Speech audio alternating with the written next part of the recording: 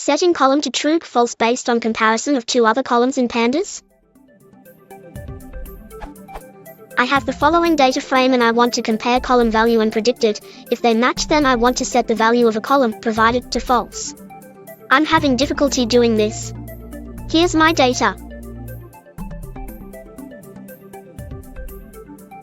I want a new column to just have a true, false if value and predicted match.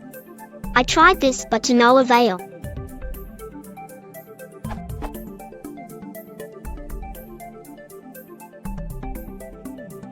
I get this error.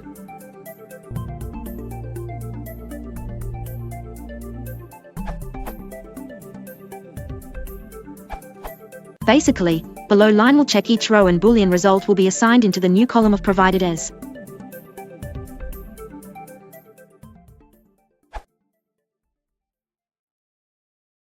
Hypnotic